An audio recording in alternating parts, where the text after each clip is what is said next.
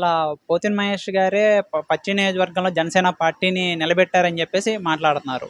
అసలు ఎవరండి ఈ పోతిన మహేష్? జనసేన పార్టీ లేకపోతే ఎవరి పోతిన మహేష్? జనసేన పార్టీ లేకపోతే పోతిన మహేష్ అనే వ్యక్తి ఒక బ్లాక్ పేపర్. పోతిన మహేష్ అనే వ్యక్తికి ప్లాట్ఫామ్ ఈ జనసేన పార్టీ పవన్ కళ్యాణ్ గారి కార్యకర్తలు మాత్రమే. వాళ్ళు లేకపోతే పోతిన మహేష్ ఏమీ లేదు, సున్నా.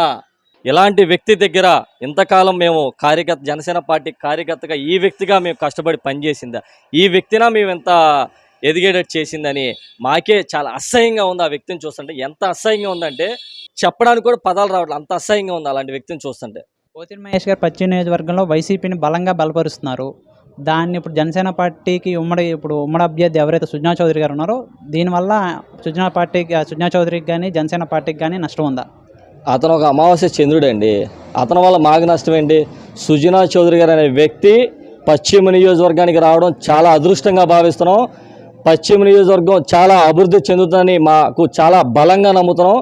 అలాంటి వ్యక్తిని భారీ మెజార్టీతో ఎన్డీఏ కూటమిలో భాగంగా భారీ మెజార్టీతో సుజనా చౌదరి గారిని గెలిపిస్తాం మేము.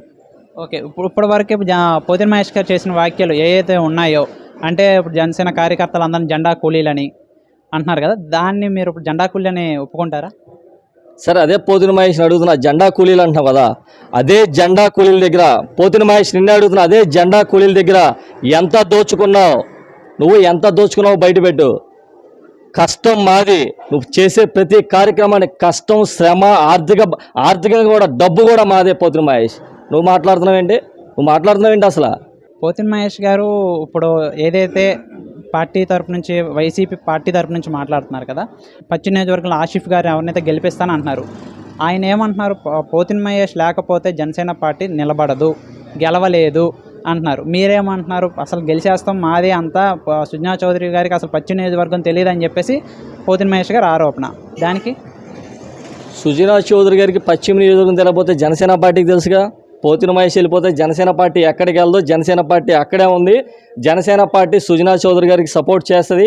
మేము జనసేన పార్టీ తరఫున సుజనా చౌదరి గారిని భారీ మెజారిటీతో గెలిపించి చూపిస్తాం ఖచ్చితంగా. మన ప్రచారంలో కూడా చూసుకుంటే పోతిన మహేష్ ఏమన్నారంటే, పెత్తందారులకి ప్రజల మనిషికి పోటీ అన్నారు. అంటే పెత్తందారులు జనసేన పార్టీయా? పెత్తందారులు జనసేన పార్టీ కదా. అతను ఒక అమావాస్య చంద్రుడు కాబట్టే బస్సు మీద ఒక మైక్ ఇచ్చి మైక్ ఆర్కెస్ట్రా మైక్ కూలీ అనమాట, జెండా కూలీ అనమాట. ఒక మైక్ కూలీ కాబట్టి ఆ రోజు ప్రచారంలో మైక్ పట్టుకున్నాడు.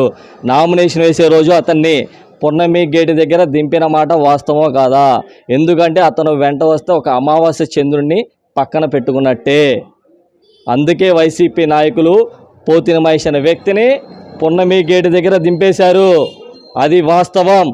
మరి ప్యాకేజీ తీసుకున్నారు అని ఇప్పుడు మీరు అందరూ అంటున్నారు. పోతిన మహేష్ ఏదైతే వైసీపీ దగ్గర నుంచి 5 కోట్ల రూపాయలు ప్యాకేజీ తీసుకున్నారని మీరు ఆరోపిస్తున్నారు. అది మీ దగ్గర ఆధారాలు ఉన్నాయా? ఖచ్చితంగా ఆధారాలన్నీ కూడా త్వరలో అన్నీ బయట పెడతాం.